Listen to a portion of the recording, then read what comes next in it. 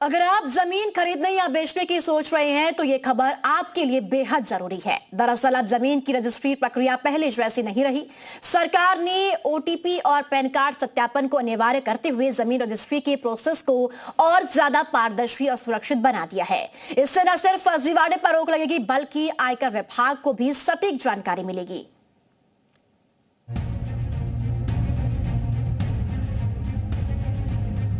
सरकार ने जमीन की रजिस्ट्री प्रक्रिया में ओटीपी सत्यापन अनिवार्य कर दिया है। अब खरीदार और विक्रेता दोनों के मोबाइल नंबर पर ओटीपी आएगा। ये ओटीपी रजिस्ट्री प्रक्रिया के दौरान कंप्यूटर सिस्टम में फीड किए बिना आगे की प्रक्रिया नहीं बढ़ेगी।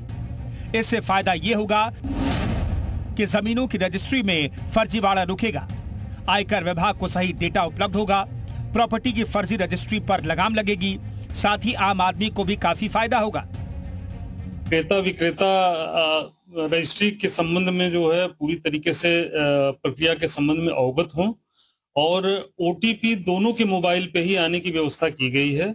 क्रेता और विक्रेता के मोबाइल पे विभिन्न स्तरों में ओटीपी आएगी और शासन की मंशा ये है कि भविष्य में फर्जीवाड़े पे रोकथाम लगाई जा सके। इसके साथ ही अब 10 लाख रुपए से ज्यादा की संपत्ति की रजिस्ट्री के लिए पैन कार्ड का सत्यापन जरूरी होगा।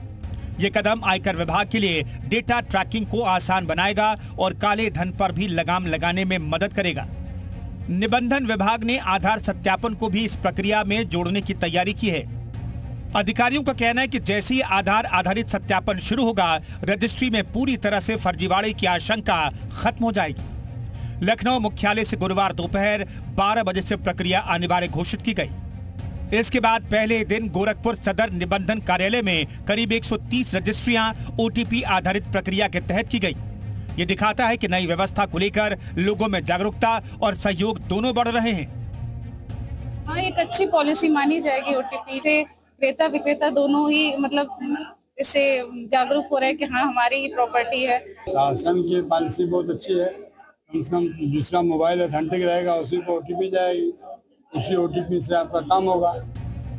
विभागीय अधिकारियों का कहना है कि ये नई प्रणाली रजिस्ट्री प्रक्रिया को न सिर्फ डिजिटल बनाएगी बल्कि पारदर्शिता भी लाएगी। इससे सरकारी राजस्व में भी वृद्धि की उम्मीद है।